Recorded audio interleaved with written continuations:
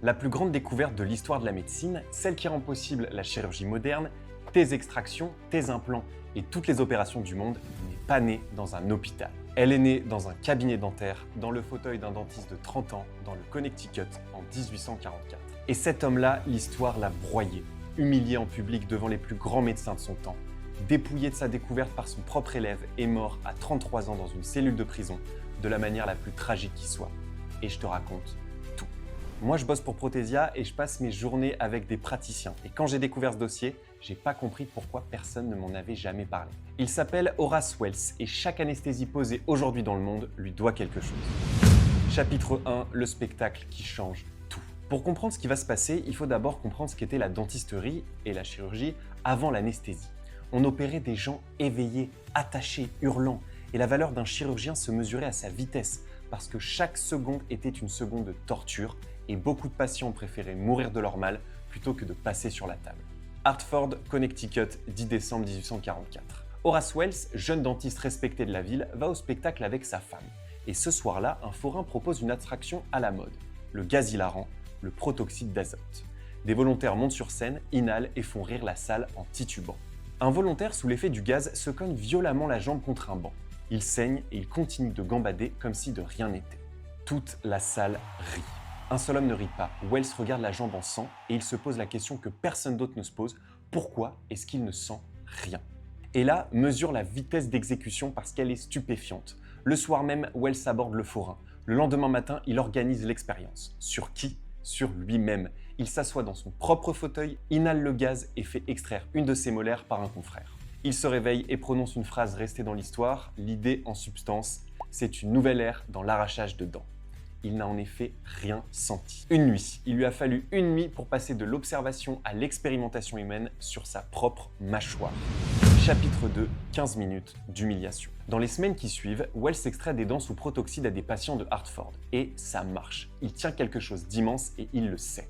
Alors il vise le sommet. Boston, Harvard et le Massachusetts General Hospital, le temple de la chirurgie américaine. Début 1845, on lui accorde une démonstration devant un amphithéâtre d'étudiants en médecine et de chirurgiens.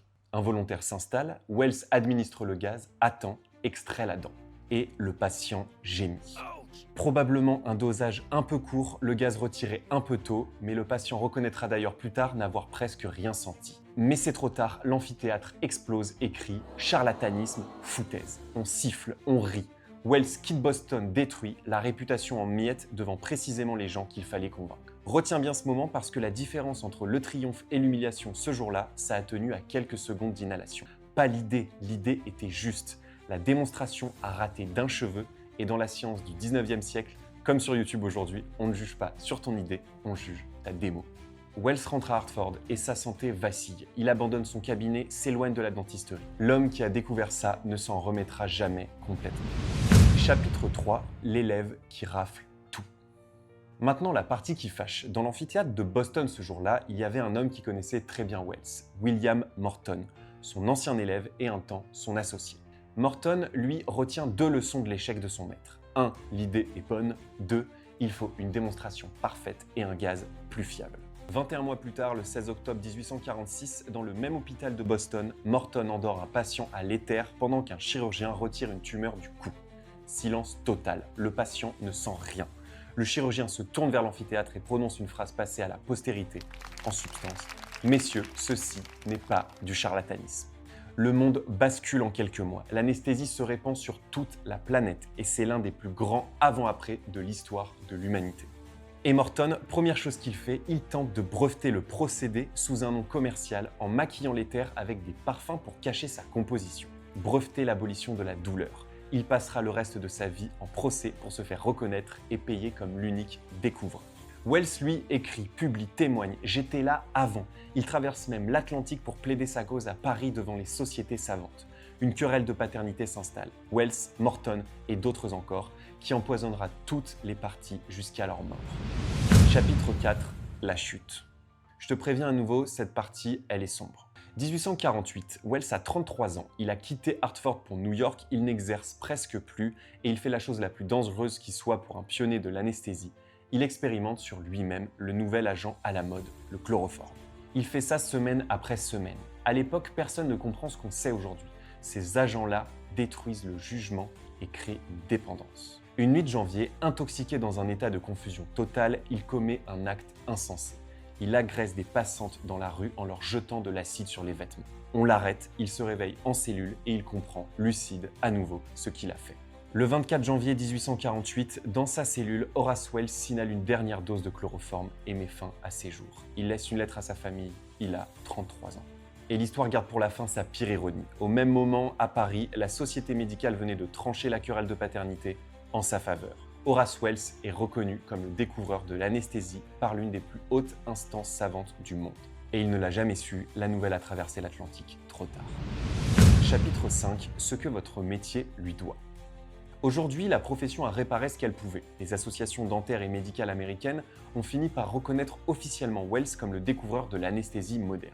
Hartford lui a élevé une statue et le protoxyde d'azote, son gaz de foire, il est toujours là dans les cabinets, notamment pour la sédation des enfants et des patients anxieux, 180 ans après.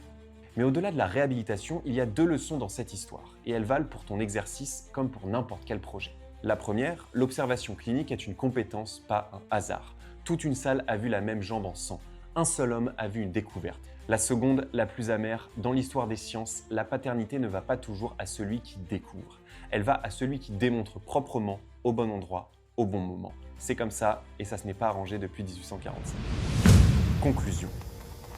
La prochaine fois que ton patient s'endort ou que le masque Méopa se pose sur le visage d'un gamin terrorisé qui 2 minutes plus tard sourit, pense au dentiste de Hartford qui un soir de 1844, en décembre, a été le seul de toute une salle de spectacle à ne pas rire. Et dis-moi en commentaire si pendant tes études on t'a raconté l'histoire de Wells, parce que j'ai l'impression qu'on n'en entend pas beaucoup parler. Donc dis-nous tout ça, on lit tous les commentaires, et je vous dis ciao, à la prochaine.